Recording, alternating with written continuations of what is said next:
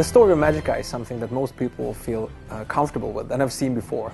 It's an evil wizard that threatens the world, and a bunch of newly baked wizards have to challenge him, find him and bring him down.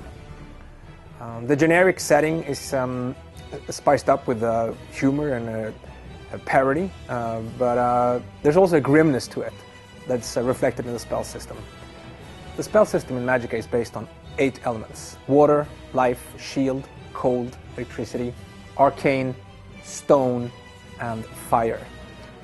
You can cast them in a number of ways. You can cast them at your enemy, of course. You can cast them on yourself.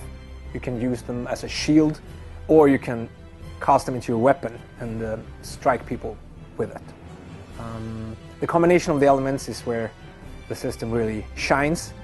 You can even combine with your friends, so if you play in a co-op mode, you can combine spells together for a much greater effect. That is really funny. Classic combinations are, if you only throw fire, you burn your victims, but if you throw fire and stone, you get a fireball that explodes and hits a lot of enemies. You can also combine fire with water to get a spray of steam. And if you make your enemy wet with using water, you can throw lightning out on them and you do extra damage.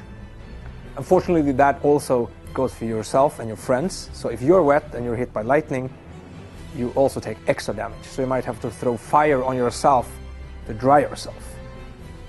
There are many possible combinations, and as you explore the game, you will find new ones that are more effective or less effective against certain enemies.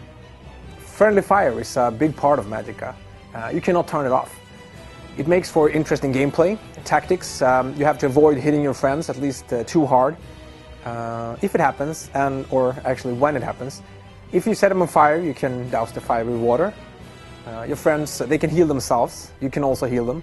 And when a wizard accidentally dies, you can revive them using handy magics. So why don't we have set classes in Magicka? Well, first of all, most people choose a role within a group. Some people will try to do as much harm as possible. Others will be more protective. Some will be quick to revive their fallen comrades. Part of why we chose not to have classes is that we want people to be able to choose on the fly what role they should assume. So you can move wherever you want, use whatever magic you want at any given time. The reason for that wizard can't swim is, first of all, I thought everybody knew this. They're shy, they don't want to be seen without a robe, so they skipped swim school. That's like, everybody knows that.